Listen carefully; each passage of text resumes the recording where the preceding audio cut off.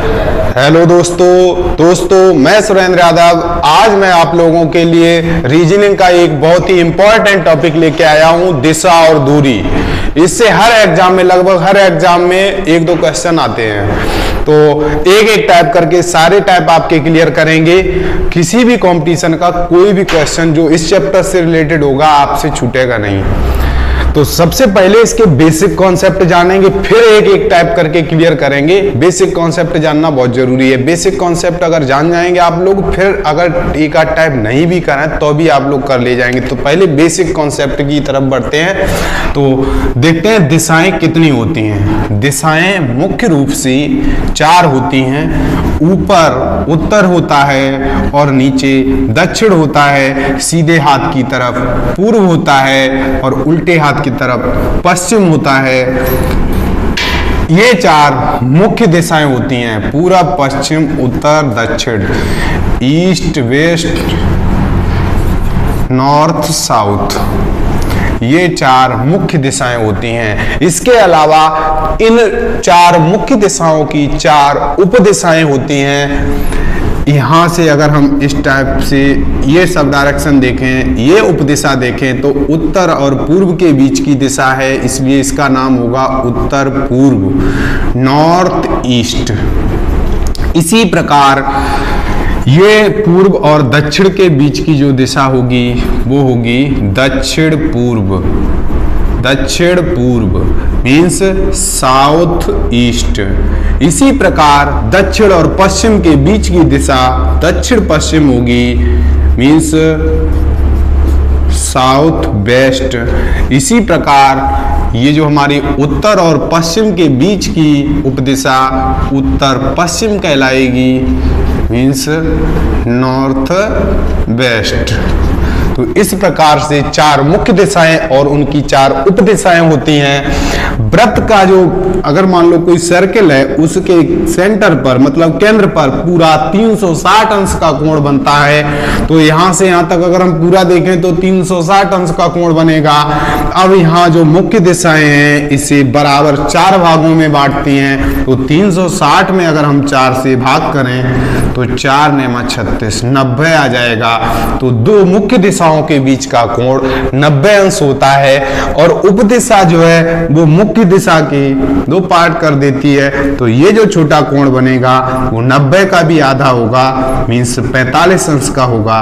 तो ये 45 अंश, ये छोटा वाला कोण 45 और ये पूरा 45 और 45 90 हो जाएगा। यहाँ तक अगर देखें तो पूरा 90। इसी तरीके 45 135 और 45 180, यानी ये सब छोटे छोटे पार्ट जो है 90 अंश के होंगे।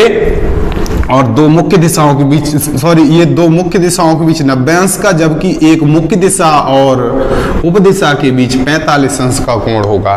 तो छोटे छोटे खाने 45 के हैं और ये 2 मुख्य दिशाओं के बीच में कोण है 90 अंश का। इसके बाद अब कुछ और चीजें जानते हैं। इसके अलावा हम अगर मान लो जैसे कोई भी व्यक्ति है, वो एक बार लेफ्ट मुड़े और एक बार राइट मुड़े, तो उसकी स्थिति में क्या परिवर्तन होगा। सपोज करिए हम इस दिशा में मुंह करके खड़े हैं, मान लो ये दिशा पूर्व दिशा है और हम यहां से लेफ्ट साइड मुड़ते हैं, एक बार लेफ्ट मुड़े तो इस डायरेक्शन में आ गए। अगर यहां से एक बार राइट साइड मुड़ जाएं तो पुनः जिस डायरेक्शन में थे उसी में आ जाएंगे।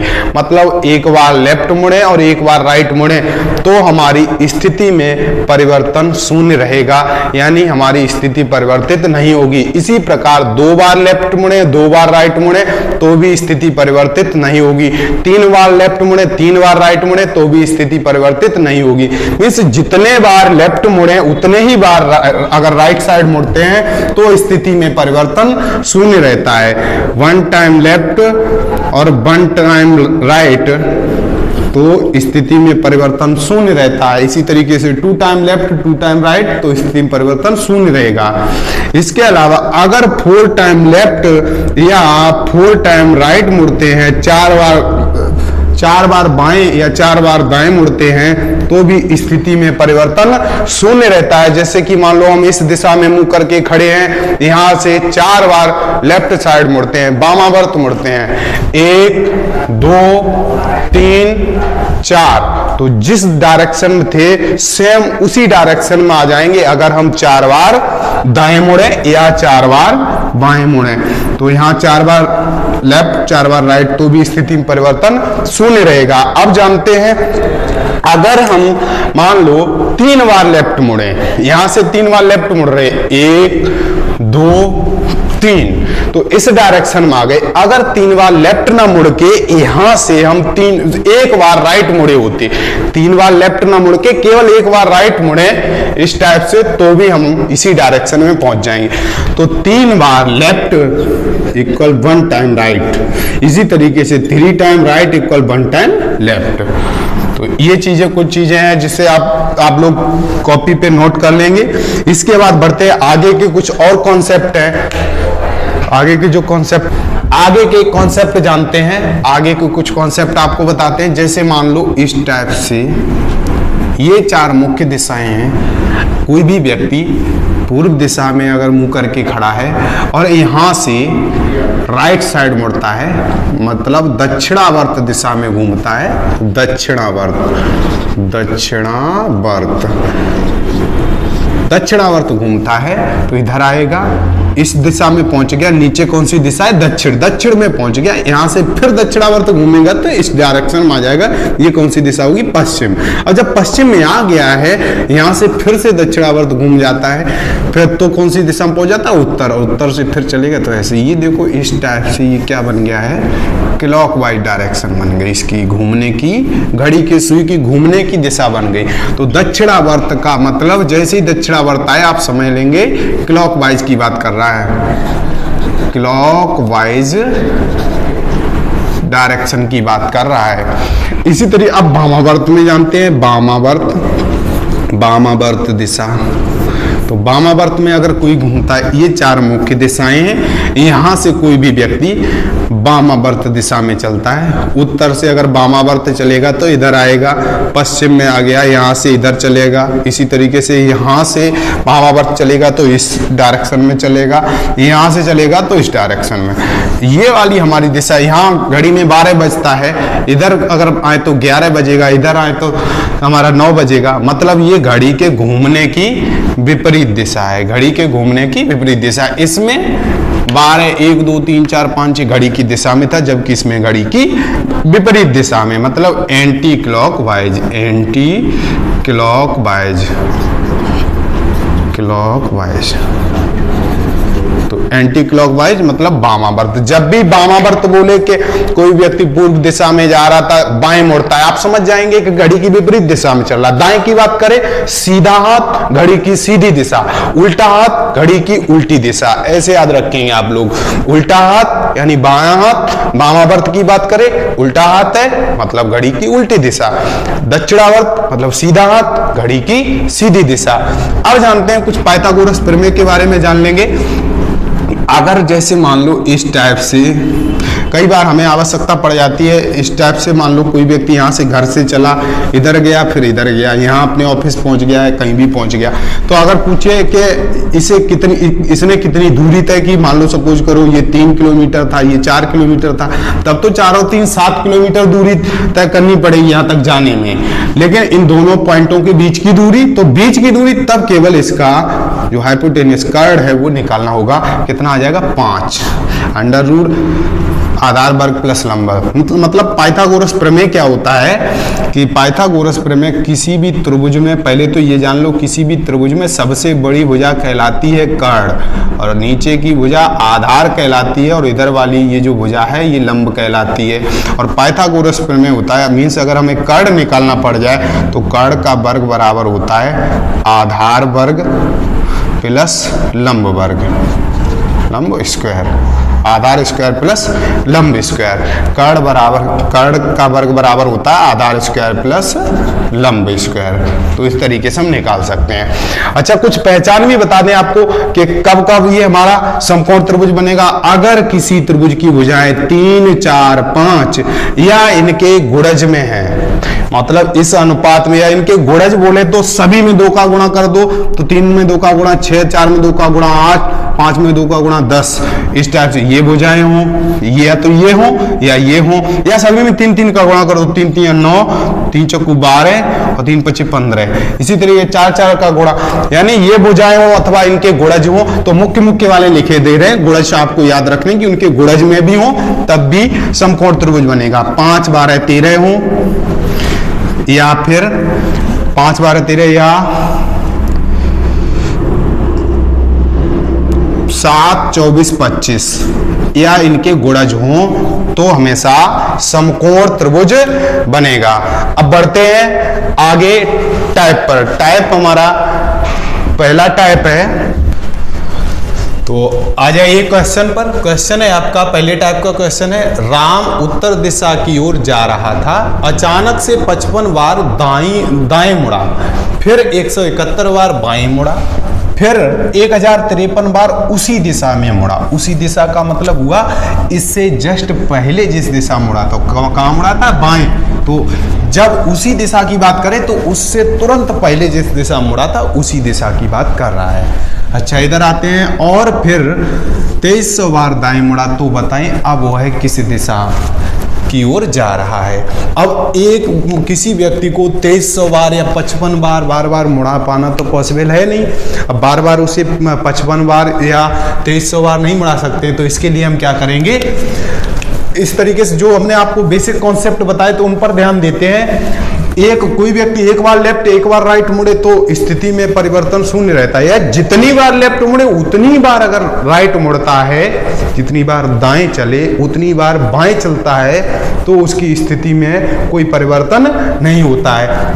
तो यहाँ ये देखेंगे स्थिति कितनी परिवर्तित हुई है। तो हम दायां दायां और बायां बायां पहले हम जोड़ के देखेंगे कि दाईं ओर कितनी बार मुड़ा ज्यादा से ज्यादा और बाईं ओर कितनी बार। तो देखिए पहले ये दाईं ओर मुड़ा 55 बार, तो दाईं ओर 55 बार, यहाँ 55 लिख लिया। इसके बाद 171 बार बाईं ओर मुड़ा, तो बाईं ओर 171 लिख लिया। फिर उसी दिशा में 1053 बार मुड़ा, तो 1053 लिख लिया। और फिर 2300 बार दाएं मुड़ा, तो 2300 बार दाएं, यहाँ 2300 बार ऐड कर लेंगे। तो ये तो हो गया राइट साइड, तो हो गया 2355 बार, और लेफ्ट साइड हो गया है 3 और 1 4, 7 5 12 2 1 हासिल, 11 और 1 12, 1224 बार लेफ्ट और 2355 बार राइट। ओवरऑल राइट साइड ज्यादा चला। कितना ज्यादा चला है वही अंतर देख लेंगे, मतलब परिवर्तन क्या हुआ है। जब अगर लेफ्ट और राइट बराबर होता तो स्थिति में परिवर्तन शून्य रहता है, लेकिन यहाँ राइट साइड ज्यादा बार चला है, तो कितना ज्यादा बार चला है उसी को निकाल लेंगे। तो राइट साइड जो है 2355 बार चला है, जबकि लेफ्ट साइड ये केवल 1224 बार चला है। तो घटा लेते हैं, देखें कितना बचेगा। 5 से 4 जाएगा 1 बचेगा, 5 में से 2 जाएगा 3 बचेगा, यहाँ 3 में से 2 जाएगा 1 बचेगा, और 1 ये 1131 बार राइट साइड आ गया। अच्छा, अब जब हमने आपको बताया था बेसिक कॉन्सेप्ट बताए थे, उसी समय बताया था कोई व्यक्ति 4 बार लेफ्ट मुड़े या 4 बार राइट मुड़े तो उसकी स्थिति में परिवर्तन शून्य रहता है। तो यहाँ हम 4 से इसे, इसीलिए हम इसमें 4 से डिवाइड कर देंगे। हमारे पास जो फाइनली डिफरेंस आया है वो आया 1131, जो अंतर आया है वो 1131 आया है। तो 1131 बार राइट साइड ज्यादा बार घुमा है। अब इसमें 4 से भाग देंगे, क्योंकि इतनी बार घुमा पाना पॉसिबल नहीं है। शेष बचेगा, 4 से अगर डिवाइड कर रहे हैं तो शेष 1 2 3 इन्हीं में से कुछ बचेगा, क्योंकि 4 से शेषफल हमेशा भाग देने वाली संख्या से कम आता है। तो 1 2 3 बार अगर आएगा तो आसानी से हम घुमा सकते हैं। तो करिएगा 4 से हम भाग करेंगे, 4 दूना 8, बचा कितना 3 उतारेंगे, 4 8 32, यहाँ कितना बचेगा 1, 33 में से 32 जाएगा 1 बचेगा। अभी 1 उतारेंगे, 11 4 दूना 8, तो बचा फाइनली शेष हमारा 3। तो इसका मतलब हम जिस स्थिति में वो था वहां से 3 बार राइट साइड घुमा देंगे। अच्छा, आपको मालूम होगा 3 time left equal 1 time right, और 3 time right equal 1 time left. 3 बार बाएं मुड़े या 1 बार दाएं मुड़े, एक ही बात है। इसी तरीके से 3 बार दाएं चलें या 1 बार बाएं चलें, आपको हमने प्रैक्टिकली भी बताया था। तो यहाँ हम क्या है 3 आया है, तो 3 बार राइट ना चल के किस दिशा में उसका मुंह था? उत्तर दिशा में। राम का मुंह उत्तर दिशा में था, और उत्तर कहाँ होता है? ऊपर। उत्तर दिशा से राम किधर चलेगा, एक बार राइट साइड, 3 बार राइट साइड मतलब एक बार लेफ्ट चलेगा, 3 बार राइट बराबर एक बार लेफ्ट। तो यहां से एक बार अगर लेफ्ट साइड घुमाएंगे, लेफ्ट साइड का मतलब हुआ उल्टा हाथ, और उल्टा हाथ का मतलब घड़ी की उल्टी दिशा, ऊपर 12 बजता है, उल्टा किधर 11 की तरफ चलेंगे इधर।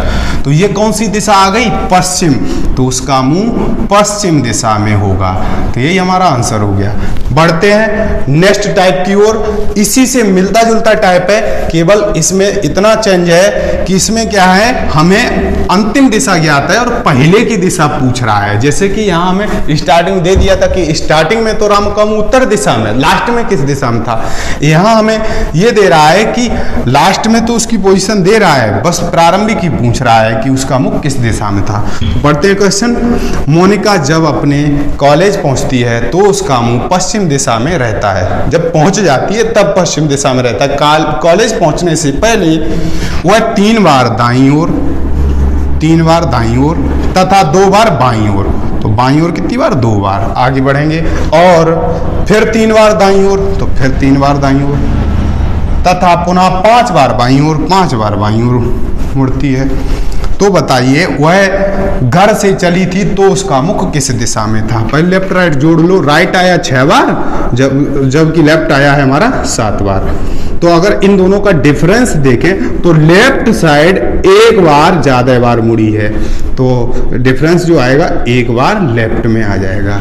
तो एक बार लेफ्ट मुड़ने के बाद उसकी पोजीशन क्या हुई, एक बार लेफ्ट मुड़ने के बाद उसकी पोजीशन क्या हुई, कॉलेज पहुंची तो पश्चिम दिशा में रहता है मुंह किधर रहता है, पश्चिम दिशा में। ये स्थिति कब आई, जब एक बार लेफ्ट मुड़ी। अब देखो मैं आपको प्रैक्टिकली बता दूं कि प्रारंभिक पोजीशन पे हम कैसे पहुंचते हैं। जैसे कि मान लो यहां से हम एक बार अगर लेफ्ट चल जाएं तो इस डायरेक्शन में आ गई। अब हमें प्रारंभिक पोजीशन पाने के लिए एक बार राइट साइड मुड़ना पड़ेगा। तो यहां एक बार लेफ्ट आया है, एक बार लेफ्ट मुड़ने के बाद तो इसकी पोजीशन आई थी पश्चिम। तो प्रारंभिक पोजीशन पे जाने के लिए क्या करना पड़ेगा, एक बार राइट मुड़ना पड़ेगा, और एक बार राइट मुड़ने के बाद कौन सी दिशा आ जाएगी, उत्तर। तो इसका आंसर हो जाएगा दोस्तों उत्तर। तो बढ़ते हैं अगले क्वेश्चन की ओर। अगला जो टाइप है आपका, क्वेश्चन पढ़ते हैं। मैं उत्तर पश्चिम दिशा की ओर मुंह करके खड़ा था, फिर मैं 270 अंश वामावर्त दिशा में घूम गया, फिर मैं 45 अंश दक्षिणावर्त दिशा में घूम गया, फिर 90 अंश वामावर्त दिशा में घूम गया, फिर 900 अंश दक्षिणावर्त दिशा में घूम गया। तो बताइए अब मैं किस दिशा की ओर मुंह करके खड़ा हूँ। अब बार बार इतने डिग्री घुमा पाना पॉसिबल नहीं है, इतनी देर तक घुमाएंगे तब तक हमारा बहुत ज़्यादा टाइम निकल जाएगा। तो इसके लिए हम क्या करेंगे, आपको हमने बताया था 360 अंश जब कोई व्यक्ति अगर किसी डायरेक्शन में मतलब 360 अंश चाहे तो वो क्लॉकवाइज घूमे चाहे एंटी क्लॉक घूमे, जिस पोजीशन पे था उसी पोजीशन पे आ जाता है। तो 360 अंश घूमने पे उसी पोजीशन। दूसरा ये है कि लेफ्ट साइड जितना घूमे उतना ही राइट अगर घूमे तो भी उसी पोजीशन पे आ जाएगा। तो पहले लेफ्ट और राइट काउंट कर लीजिएगा, राइट साइड कितनी बार घूमा और लेफ्ट साइड मतलब क्लॉकवाइज डायरेक्शन में कितनी बार घूमा है और एंटी क्लॉकवाइज डायरेक्शन में कितनी बार घूमा है। तो चेक करते हैं। पहले देखिए 270 अंश वामावर्त, वामावर्त मतलब बायां हाथ उल्टा हाथ घड़ी की उल्टी दिशा। इसके बाद में कह रहा है 45 अंश दक्षिणावर्त, तो 45 अंश घड़ी की दिशा में। 90 अंश वामावर्त मतलब घड़ी की विपरीत दिशा में। 900 अंश दक्षिणावर्त मतलब 900 अंश घड़ी की दिशा में घूम रहा है। तो ये 945 अंश घड़ी की दिशा में या क्लॉकवाइज डायरेक्शन में, और एंटी क्लॉक में 9 चौक 36 360 अंश हो जाएगा। तो इस लेफ्ट साइड ये जो है या एंटी क्लॉकवाइज 360 और क्लॉकवाइज में 945। तो दोनों का डिफरेंस निकालेंगे, क्योंकि हमने आपको बताया जितने अंश लेफ्ट साइड घूमता उतना ही राइट अगर घूमे, या जितना राइट घूमता उतना ही लेफ्ट घूमे, तो स्थिति में कोई परिवर्तन नहीं होता। इसलिए हम इनका अंतर करेंगे। आपका जो शेष 225 बचा है, अब जिस दिशा में बता रहा है, कह रहा है कि मैं उत्तर पश्चिम दिशा की ओर मुंह करके खड़ा था। तो उत्तर पश्चिम दिशा से क्लॉकवाइज डायरेक्शन में या घड़ी के घूमने की दिशा में 225 अंश घुमाएंगे तो यहाँ से घड़ी के घूमने की 11 से 12 1 2 की तरफ चलती है, तो यहाँ से यहाँ तक घुमाएंगे 180 और 45 और घुमा देंगे तो 225। तो ये वाली डायरेक्शन कौन सी आ गई, यहाँ आ गया। ये कौन सी दिशा है, दक्षिण। तो आंसर हो जाएगा दोस्तों दक्षिण दिशा, ये आंसर है आपका। ठीक है, अब नेक्स्ट टाइप जो है आपकी नेक्स्ट वीडियो में इसके जो डायरेक्शन का पार्ट 2 होगा उसमें डिस्कस करेंगे। अगर आपको ये वीडियो पसंद आती है तो प्लीज़ लाइक करिए, शेयर करिए, सब्सक्राइब करिए। धन्यवाद।